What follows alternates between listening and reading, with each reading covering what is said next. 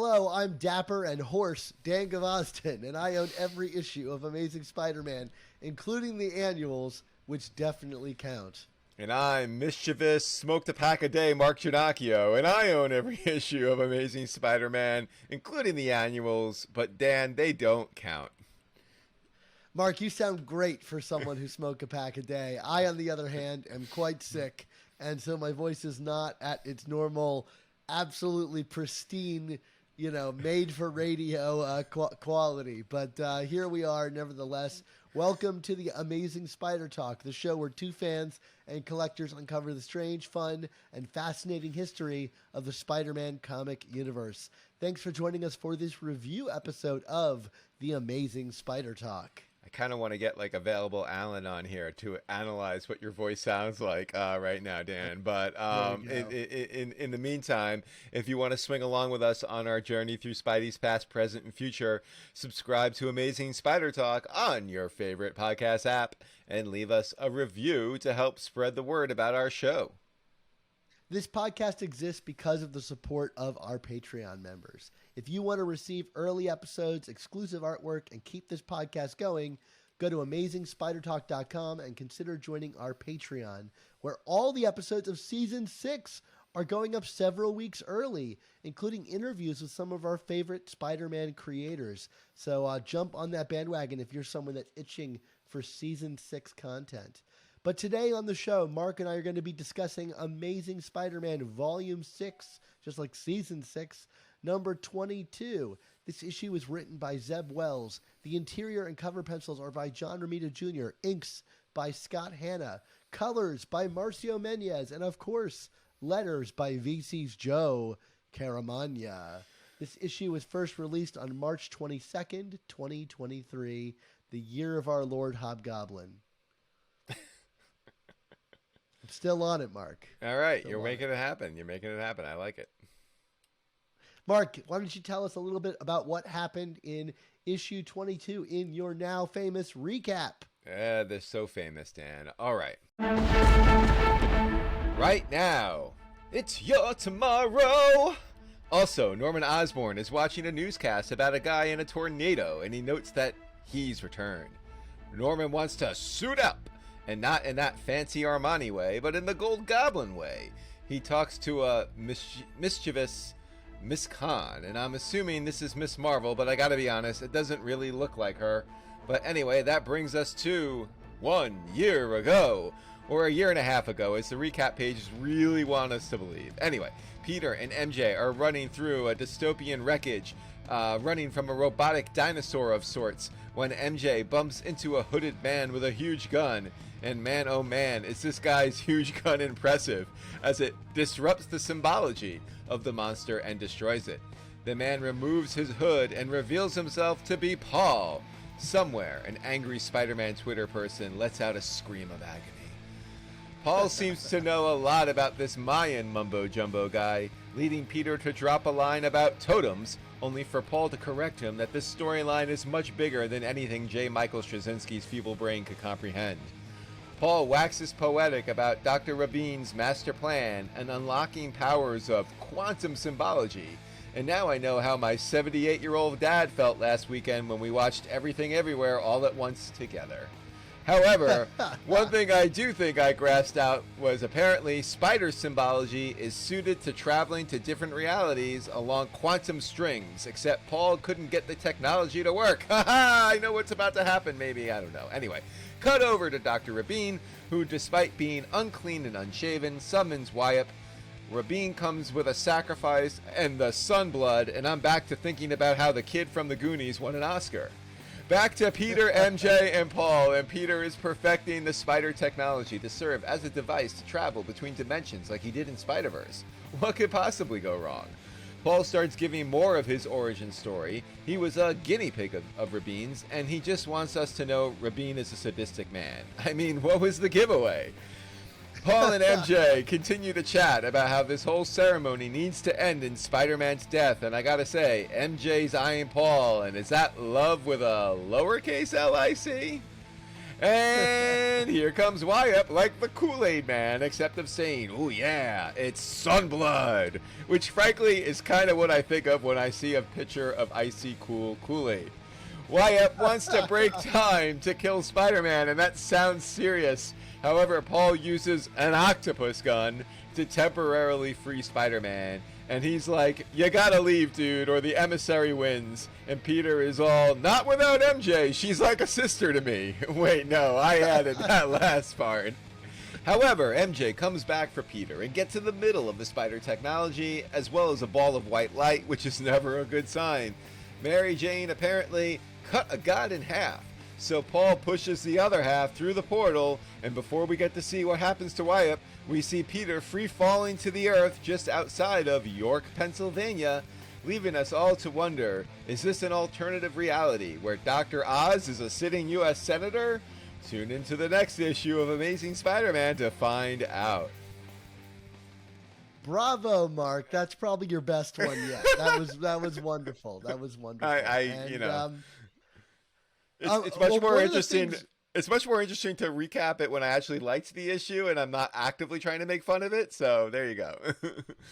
That's great. So, one of the things that, just to get into the sausage making, and I think kind of comes out in your kind of recap of this, is like there's a lot of like lore mumbo jumbo that is thrown about in this issue, whether it's expository or just kind of like world building, setting the tone for this story.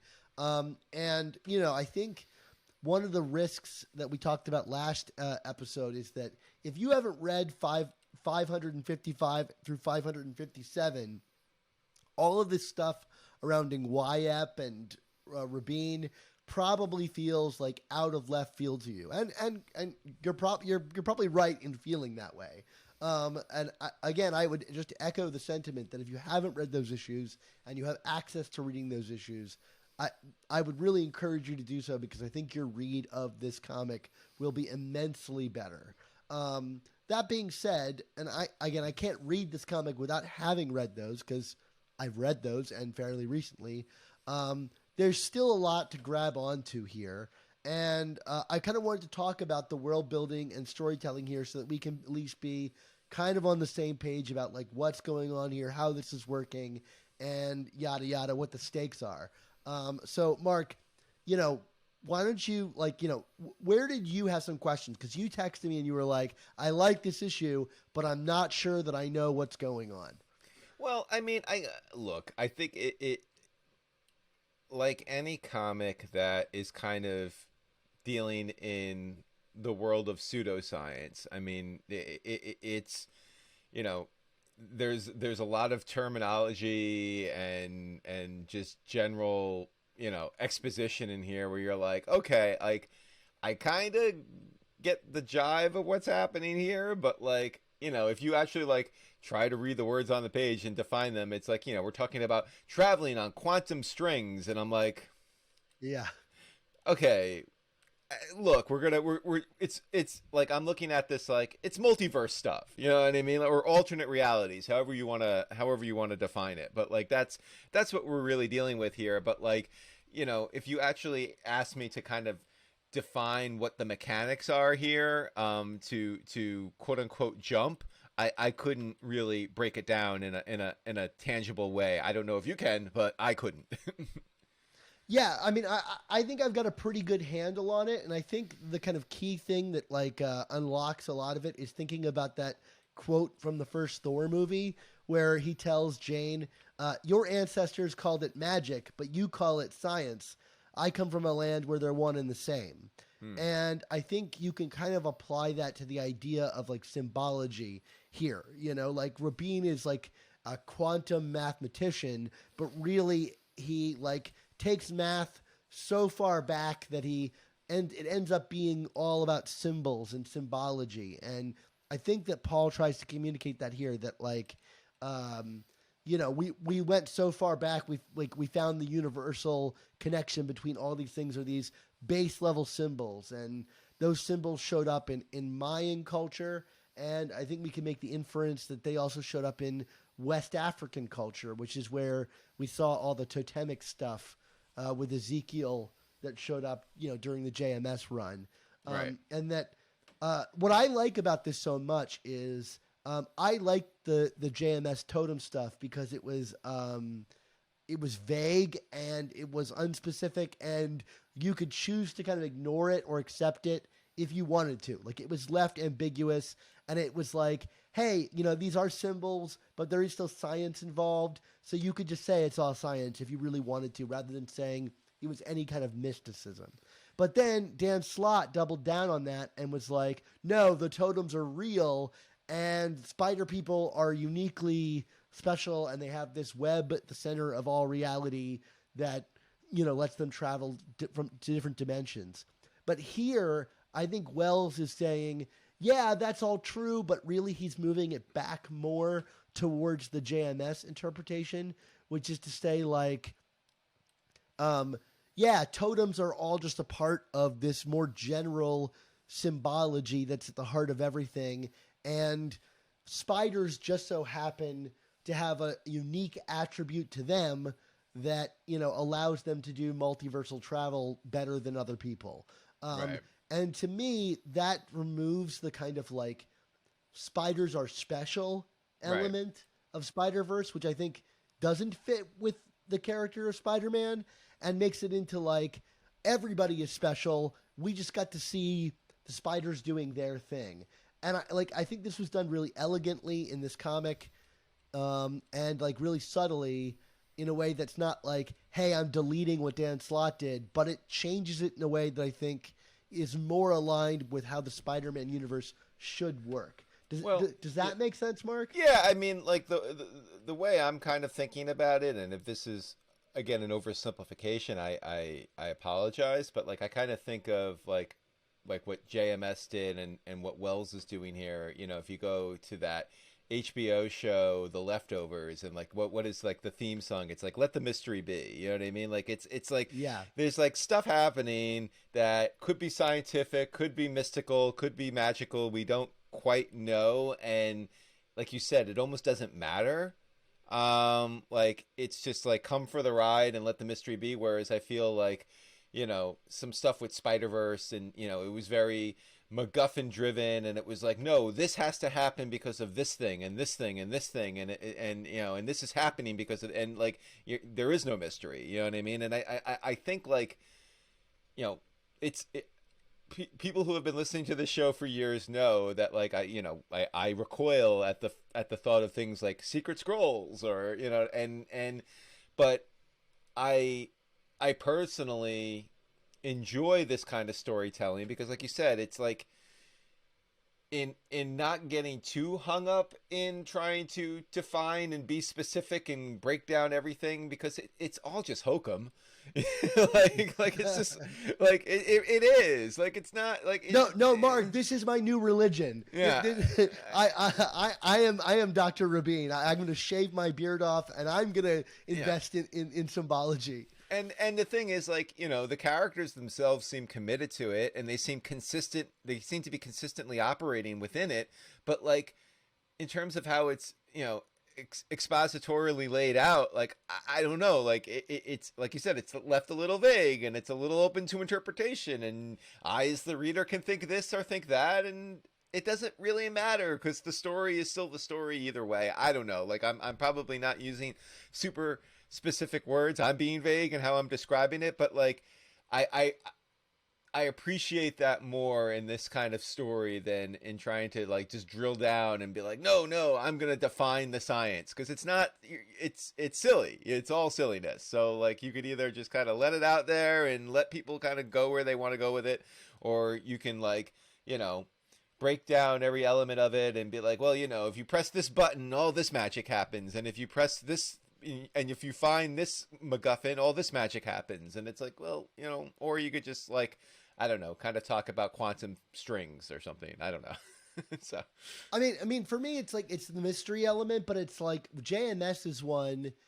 It was like, it opened the door to something that seemed like endlessly complicated that you couldn't even begin to understand fully. Like, yeah, there's spider totems, but there's so much else bigger than that could be a part of it, right? Whereas Dan Slott's one, I think, made it so specific that it felt like, no, this is like a fixed thing, and we know the entirety of it. Although the Spider-Verse continues to expand and Shathra comes involved, and I don't love all of that. But this, to me, expands it again and says, no, it's like there's a level beyond even that, and in a way, it makes it brings the mystery back to it. And but you can also logic your way through it. Like, for example, Paul has this shape-shifting gun that is really cool, and at the beginning of the book, it's shaped like an eagle's wings, and he uses it to kill the rat-looking symbol monster.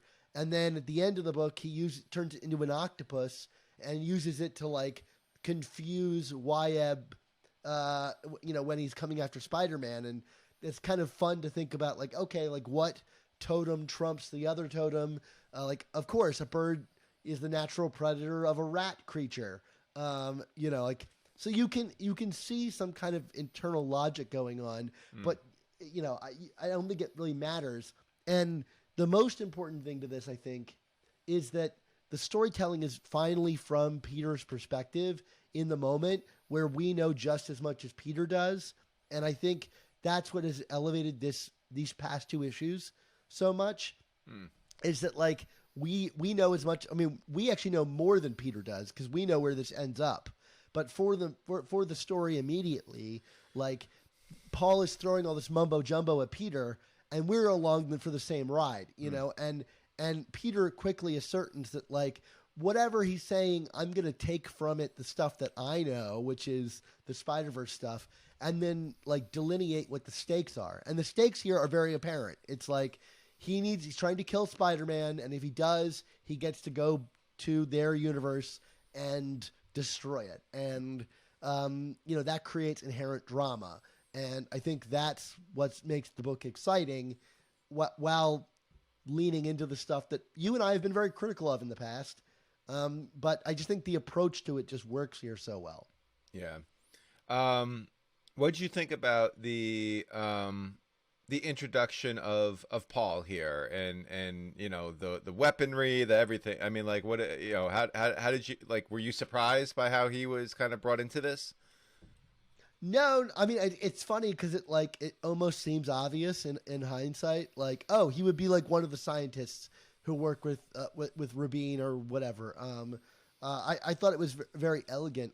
I'm more interested in Paul as a character, because like clearly he's gone through some shit in this dimension, and there's a really interesting implication in the comic that he has been there for a long time. He says like, I've been here for a long time of my time, or however he phrases it. So there's this very clear implication that time works differently in Xibalba, or whatever you want to call this dimension. And with the end of this comic being what it is, like, that has even greater implications for the story that we're going to see unfold, and the status quo that results from this. Let me ask you this, Mark, because I've seen this floating around the internet, and I just didn't feel this way when I read the comic, but maybe you did. There's a lot of people. There's a lot of people out there that just hate the idea of Paul fundamentally. I don't think truly for anything he's done, because so far he seems like a pretty straightforward character and a nice guy. But some people are suggesting that he's not to be trusted, and maybe it's just because they've read Wells's comics. where some things present themselves one way and not the other. Like, he's very conveniently there. He's got the spider device laying out. He suggests that he was seduced by Rabin's mathematics at some point. I read it and I was like, this guy seems super trustworthy, and I just took him on face value.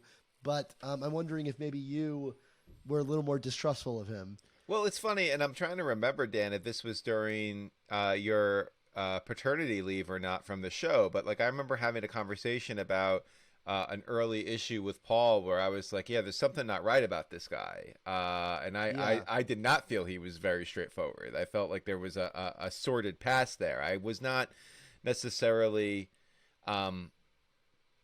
predicting that the lineage would be what it appears to be right now. Like, let me rephrase this by saying, like, I was kind of I know you said, oh, it's obvious, but like I was surprised, like in a good way, but like, oh, okay, like, you know what I mean? Like now it's all starting to make sense, and yes, in retrospect, it's obvious, but like, Well, that's what I meant to say. Yeah, I was surprised by it too. yeah, like I was not like in part 2 of this story a year ago expecting to see Paul in the middle of all this chaos, but yeah, I mean, it is a little convenient, and you know what are his weapons? They are these like totemic weapons, including one that is an octopus, which is, you know, and I know we're going to speculate a little bit later, so I don't want to like jump the gun here, but you know, the fact of the matter is, it's you would think that someone using an octopus gun would be in diametric conflict with Spider-Man. I don't know, just a thought. Yeah, I don't know if this whole sequence makes me trust him more, or is it makes me trust him more or less, or does it make me question the characterization here? Because like I said, I initially got a kind of a weird feeling about this guy back, you know, when he was first introduced. So we're going to find out, I guess. So let's buckle up. I mean, for me, the weirdest thing about Paul remains the whole, like, how are you doing, Mary Jane? And she's like, good. And he says, it's going to have to be better than good. Right. And it's kind of a refrain of his is like, you know, MJ seems to be putting on a false face for whatever reason it is. I have some speculation about that I'm going to hold off on. Yeah, I don't know. I guess it's for me, it's like if Mary Jane trusts this guy, which I guess we're meant to believe, then I feel like I can trust him too. Anyway. Yeah, put a pin in that, Dan. Put a pin in that. Yeah. And we'll get to the speculation at the end of the episode. And I promised Mark, like I don't want to speculate, but there's some things that really are starting to come together and the questions that need to be answered. But I guess the real stakes here is to say, like, it's all about like Rabin, you know, has to kill Peter, or at least Wyeb has to kill Peter because Peter became a symbol himself in defeating them the last time, that they saw him as a symbol of their defeat, and that gave him more power, which is kind of interesting. That, like, the symbology is like morphological, if you will, like it can change based on how you see someone. Right. We don't know what Sunblood refers to, but my guess is that it's referring to like the radioactive blood of Peter.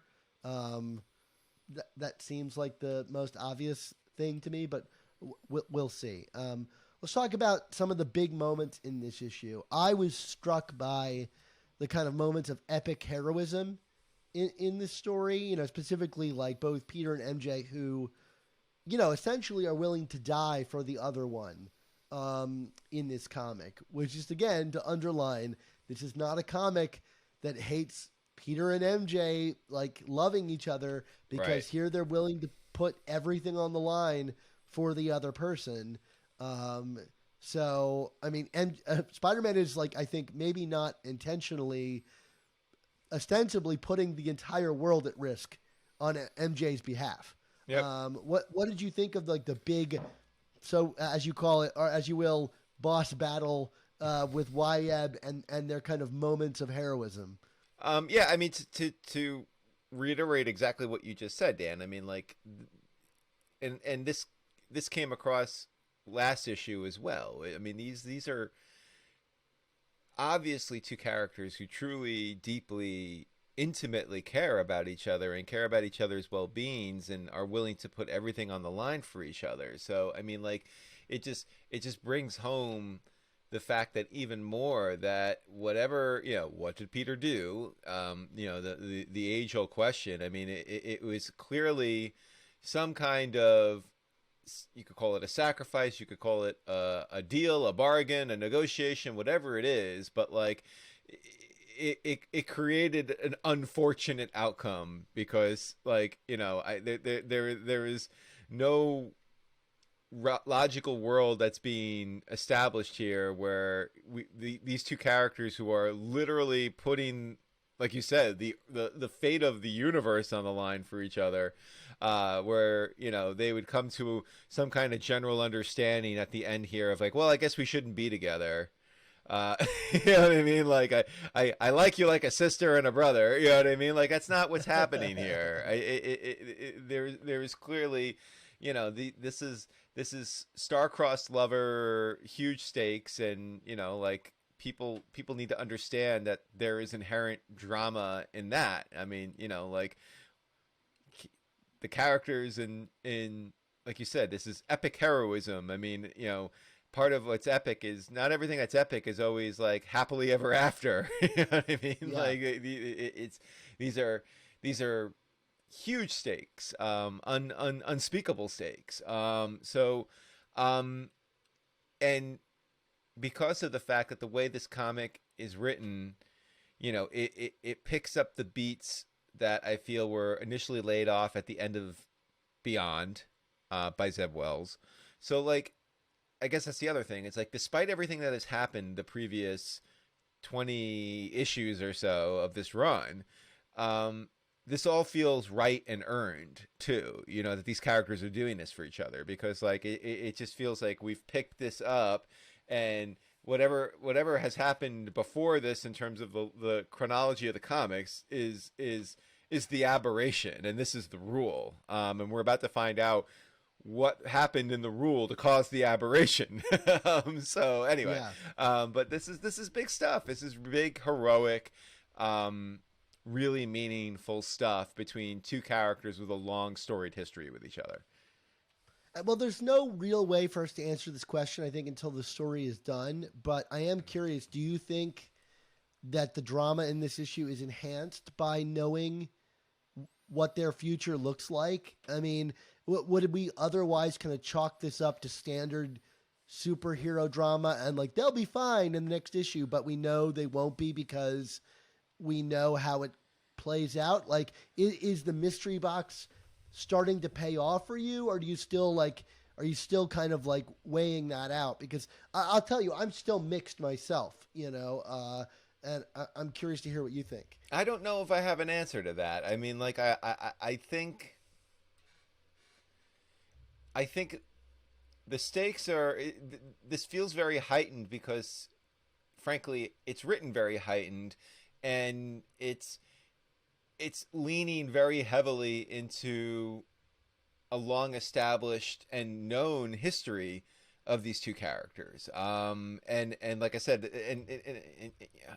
look, I'm not going to try and make every point I make a repudiation against Spider-Man Twitter, but like, you know, the fact that, you know, that there are people out like the fact like, oh, you know, Zeb Wells never wanted them together. I mean, like, he wrote how many issues of Beyond where the two of them were together? You know what I mean? So like, that's the other point in all this. Like, it wasn't that long ago where they were together and carrying on with the end of the Spencer run, just sans the engagement ring, apparently, which, you know, we could talk about that, but I'd rather not. But it's like, still out there, Mark. I know, it's still out there. I know. The truth is out there, Dan. But like, yeah, I like, obviously knowing, but yes. So I guess in that regard, the mystery box is starting to pay off, because now, like, you know, what has been like my one big ding against the mystery box so far is through all these issues, we've been, you know, we've had characters kind of acting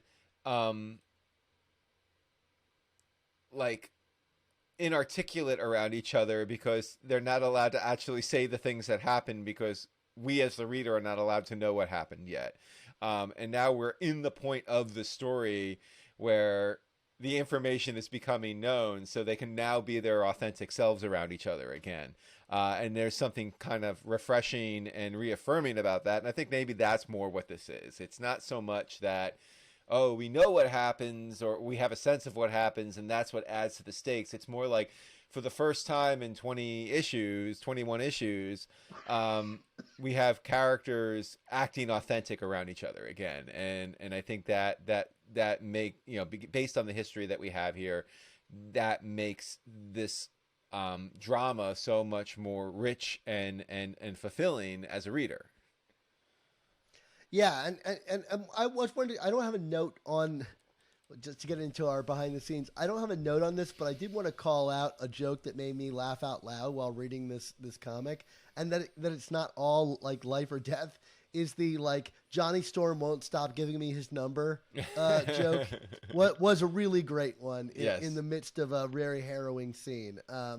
But great, thank you, Mark. Why don't you tell everybody a little bit about our Slack? Absolutely. Well, hundreds of listeners like you, Dan, hang out in our community of Spider-Man fans on Slack. The amazing Spider Slack community is absolutely free to join, and you can jump into active conversations with awesome people about collecting, conventions, movies, new comics, old comics, and more. Dan, what the heck's been going on in the Slack this week? Yeah, Mark, this week in the Slack, I'll admit it's been rather quiet. Like, there's not been a ton of earth-shattering news, but everyone has been buzzing over this issue and their theories about what Peter did.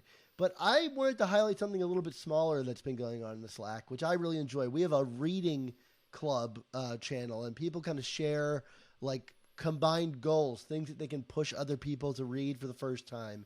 And there's been a strong push for a while to get a lot of our members, to get everyone to read Superior Spider-Man and Spider-Girl. We've got a lot of younger people that have just jumped on the show, in the past couple years, and they haven't even read Superior Spider-Man, which shocked to me. Like, I figured everybody had read that by now. But it's been just a joy to kind of revisit those issues through people who were discovering it for the first time. And, of course, there's always a push for Spider-Girl from a whole host of people in the Slack who are, like, kind of forming. I feel like I need to create a Spider-Girl channel for these people that are just like so into that comic. So it's been fun to see people go on these journeys for the first time. So anyway, if you want to join in on the fun, come join our amazing Spider Slack. There's a link in the description of this episode that'll let you sign up in less than a minute. It is truly the non-toxic version of Spider-Man discussion on the internet. There's nowhere else for this kind of thing. I think the Slack might be the one place that you can escape all the negativity and hatred and upset feelings over dissenting viewpoints. So come join our very respectful Slack. Absolutely, Dan. I mean, I am still on the Slack. I haven't bailed fully yet. I have not found your reading club channel though, Dan. I guess I gotta like scroll around a bit more for that. But other than that, but like that's the thing. Come to the Slack and get a rare interaction with Mischievous Mark, which I know is very important. So awesome. Well, come and join us, and we hope to see you there. Let's get back to discussing Amazing Spider-Man Volume 6, number 22. Before we get into rampant speculation and question asking, we got to talk about the art team on this book. Lest we like stop throwing praise at John Romita Jr. I mean, every issue we get like of him, we really should just be, I think, very grateful for. And I love that Zeb is giving him a lot to do in these issues. There's artwork in here of the style of John Romita's I've never seen before. The kind of like creature made, like rat creature made of symbols, like, and the way it stretches and skews as it punches and gets punched by Spider-Man. I mean, it's the kind of like motion that he can capture on the page. It's so unique to him.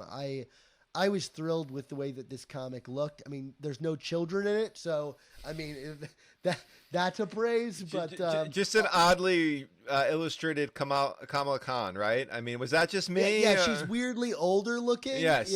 I was like, where's the 16-year-old here? This is weird. Yeah. I mean, I guess she doesn't have a comic right now, so maybe she aged up a bunch. But, okay. That's not the case, Mark. Don't get excited. But okay. I thought this stuff was awesome. It reminded me a lot of his Dimension Z stuff when he did the run with Rick Remender on Captain America. This was a lot of fun. I don't love his Wyeb as much as Bacalo's, but it's such a different style. Like, it was cool to see that character translated in such a different way. What did you think of the pencils overall? I actually quite liked his YF a lot. My biggest demerit, if you will, for JR, who I mean, look, I love JR, but and we could talk about this a little bit too. We could have talked about it earlier on as well. Like, I thought the last few pages visually were very confusing. You know, like, and you know, you could chalk some of that up to Zeb, but like also just how it was being illustrated, because like it was like, you know, you have Wyatt and Spider-Man kind of fighting near this portal, and then MJ inserts herself and quote unquote cuts the god in half, but like but then like you see like Paul like kind of pushing Wyatt through, but like I'm like, wait, is MJ there too? But then you see like Peter just kind of falling. It was very visually it was just confusing to me. I had a hard time following the action there. I think it was just a little too abstract. I think JR needed to kind of create a little bit more, something a little firmer to grasp onto here visually. I think I got all the beats up until the final one. My understanding is that like Wyatt can bend time, and you know, he's punching Peter through portals, and I thought that was kind of cool, the use of like repeating the word balloons from a page earlier to showcase how time was bending. And then MJ activates the portal on Peter, which, since Wyatt is right on top of him, it slices Wyatt in half with the portal. And so half of Wyatt goes through, and then Paul pushes the other half through so that it doesn't blow up on MJ and Paul. I guess my narrative question in that case is, if he could push Wyatt through, why didn't the two of them just jump through too? You know, I guess maybe like Peter might not necessarily been able to save them. So what you're seeing is the first half of Wyatt fall through and explode, Peter fall through, and then the second half of Wyatt. But the thing that confused the hell out of me is the literal ending. Like, Peter seems to be shooting webs at himself to maybe create some kind of like, you know, friction so he can float in the air or slow his landing. But then it also looks like maybe he's like pinned up in the sky with the portal. I couldn't tell what was happening in the very final beat there. I don't know if you had a particular read on it, but it just seemed like an explosion or something. And like, I honestly, when I got to it and it had the little spider in the bottom right corner, I was like, no, I want one more page. Give me one more page, you know? So like, I thought that was fairly confusing. And I don't know, did that equally confuse you? Yeah, well, yeah, absolutely. That was the thing. I mean, like, I was having a hard time following. That's the bottom line. Yeah. All right, Dan. This is a momentous occasion in the history of the Amazing Spider Talk. I am very benevolently gonna let you speculate here, and you know, I might chime in, or I might just let you go, and then, you know, roll my eyes and say, let's take us home, Dan. So I want you to chime in because I don't necessarily have ideas about these things, but they're things that I think like we should like keep in our mind. Okay, all right. Like, but you carry the conversation here, Dan. Okay, because you know. Sure. I mean, just to set the stage, like, I am, if I haven't expressed this, I am deeply hesitant to speculate, even though my brain still does this to me, which is an unfortunate part of being Dan Gvozden. You know, but after the Kindred thing, I think I'm so hurt that I'm a wounded animal. You know, I'm not eager to get back out there, but I think there's a bunch of questions we should be asking of ourselves. You know, given what some of our assumptions might have been before this arc started laying out more details, and those are the things I want to kind of question a little bit. So. You know, first I'm going to note some things that I think are important. So Paul suggests at some point that he was sent by Rabin, you know, to Xibalba with a message for Wyatt that had been like carved into him in some way. And something sadistic, and he doesn't finish his sentence. We don't ever see it. So like, in my mind, Paul still has some kind of power that we don't know about, that symbol that's been carved into his flesh or whatever, still likely carries. If we're to go with this whole idea that symbols have power in some way. Mm-hmm. Does that register with you, Mark? Well, yeah, it does, and again, I would point to the kind of weaponry that Paul is using, and the significance of an octopus gun. I mean, that seemed a little on the nose, Dan, but it worked. You know what I mean? Like what's Sure. what's this?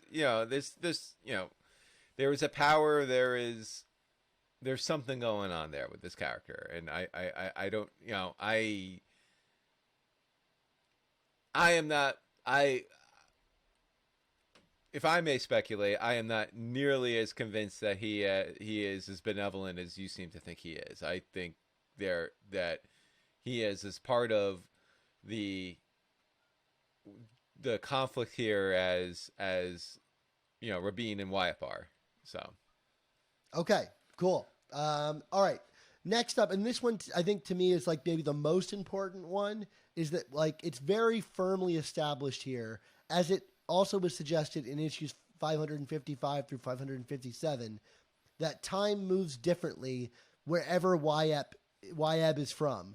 And in this case, if you want to call it Zabalba, sure.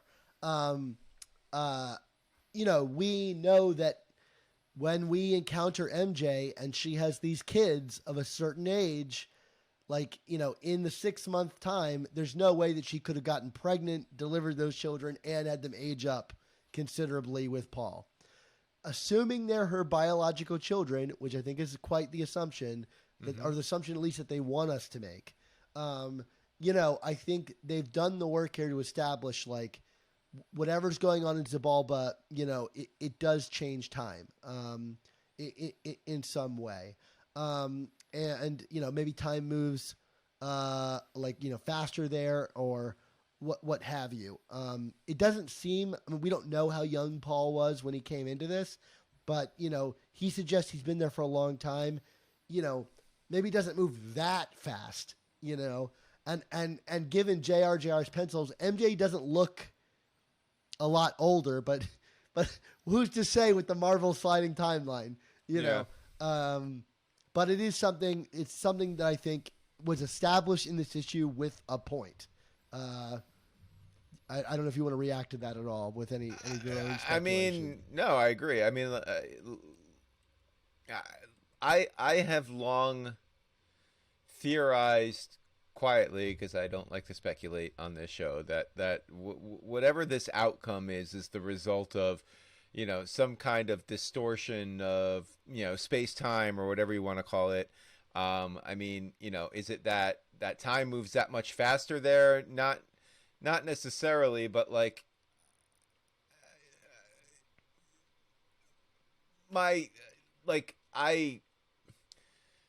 the way this is being framed, I have zero doubt that these are in fact Paul and MJ's children that have evolved in real time, and MJ looks just as young as she always did, not because of the Marvel sliding scale, but because of that these are the consequences of whatever space-time shenanigans have happened.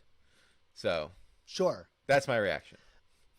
I wanted to note that Wyatt is split into two halves, and so one half lands, and I presume is the crater that we saw Peter in issue 1 of this run, right? Because the crater was outside York, Pennsylvania, and we see a big explosion at the end of this issue, outside of the city, like, and maybe I'm jumping to conclusions, but to me, at least it seems related in some way. The question is, where does the other half go of Wyatt? Is he officially dead, being cut in half and exploding in that manner? And then, like, would those powers, if he were to die, get to Rabin, right? Because we see Rabin show up and he's in a tornado and all this stuff. Like, that was not something that he had the ability to do, to my understanding, prior. So, like, is this the culmination? Like, in 555 to 557, he was trying to get Wyatt's powers. Is Wyatt's death the success of that? That would be the question I would be asking. I have a really crazy theory about the two halves of Wyatt that I don't know if you want me to say. but maybe I'll hold on to it. Put a pin in that. Save something for tomorrow, for the next week. I'll tease this. There are two halves to Wyeb, and there are two children, whose origins we're not really sure of. Who need to be gotten as far away from Rabin as possible. And if you look at the bandages and the color of the clothes, all right, go to your next theory, Dan. Before I shut this conversation down. Fair enough. So, okay, Peter mentioned sending MJ to the FF in this issue. And, we got the FF mentioned in issue 1. And I think we all assumed that the spider device that Peter was holding in the opening of that issue was from them. But now we know that it isn't, right? Peter used it to travel back. And, I don't think we know for certain, but I think it's a pretty fair assumption that, like, what we thought was the start of issue 1 was like what Peter did, but it seems like it's the direct fallout of this exact moment. He's in a crater holding the device. His mask is torn just like it was when Wyeb tore it in this issue. So, what did he need to get from the FF? Maybe it was to restore this device or whatever. But we don't really quite know, and I think our presumption about that spider device was incorrect, potentially. Which gets to the other thing, which is like I think we all thought the question of what did Peter do, which didn't exist in the comic, right? It existed in the marketing. Right. Was this moment with him in the crater and everything, except it seems like that was not actually what Peter did. Like that's a fallout of really MJ's choice. Right. So like Peter's choice is yet to come. It is not about, having MJ trapped in another universe or whatever. So like what was it that Peter and Norman did to get MJ back? We know they did something to get MJ back and it backfired, right? We found out about that in, I believe, the Dark Web Dusk issue or something like that. I think this is just a recontextualization of what we thought we were asking questions about, if that makes sense, Mark. Sure. A related question. Yeah. Well, no, I mean, I'll just throw out there. I mean, hey, like I can get crazy with it too. I mean, Fantastic Four, I mean, is Franklin Richards still a thing, or did we get rid of Franklin Richards? I haven't been keeping that. He's still a thing. He doesn't have quite as much power, but they do have the Forever Gate. So that kind of replicates a lot of the dimension hopping abilities of Franklin Richards. And the universe creation powers of him or whatever. That still relies on Franklin Richards. So he would still be able to do that, but he has very few powers left because he's kind of drained, if that's still a thing, I mean, whatever. I'm just like, hey. Yeah, it's comics. You could undo anything. It's comics and, maybe Norman. I'm just saying, if you need to create a pocket universe where MJ and Paul are married with children and everyone's alive and Peter's miserable, you could do a lot worse than having Franklin Richards be the magician who does all that. That's all I'm saying. That's it. That's the end of my speculation. Fair enough. And here's another one that gets down to kind of it's a question I have about timing of things. We find out in issue 1 that Peter has kind of been away from everybody for a while, that they haven't seen him. And the implication there is that whatever Peter did or whatever he's doing, involved kind of, either not seeing everybody for a while. There's him with facial hair. This is kind of the opposite of what I was suggesting earlier, that time moves, faster in Xibalba than it does in our reality. But was it actually Peter's time in Xibalba that had him away? It makes me think of that Brand New Day Fantastic Four story where, Peter goes into a pocket universe and comes back and Jameson is the mayor. It's the mayor. Right. So maybe it truly wasn't that Peter was ostracized. He went to Xibalba, whether this first time or second time, and Randy and May are reacting to that, and they make a big deal about him shaving his facial hair, which was a big thing brought back up in this issue and in the original 155 to 557 that Wyeb is repulsed by people with facial hair, and that's how they kind of defeat him. So I don't know that there's something to that, but it doesn't help that the recap page isn't exactly sure when all this stuff takes place, whether it's a year or a year and a half ago. But I think maybe it wasn't necessarily that Peter pushed people away from him more than it was Peter was not around, during this. So anyway, those are all questions I'm asking. I don't really have a lot of answers other than some crazy theory about children being halves of gods, but which I don't actually believe in, but I'm thinking, Mark, and that's dangerous. I shouldn't be thinking. And Mark is judging me unworthy here. Mark, speaking of judgments, why don't we get to our grades of this particular issue? Good segue, Dan. I'm going to give this a B+. I didn't like it quite as much as I did the last issue, but this is a very strong follow-up. I mean, this is, and again, in terms of a big Spider-Man arc, this is about as good of a opening 2 issues as you can ask for. You? Mark, I'm giving this a solid A. I can't believe I'm saying it. Wow. Like I dug this issue.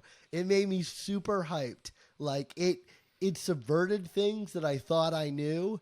And now I'm like, oh, I know less about what's about to happen than I thought I did.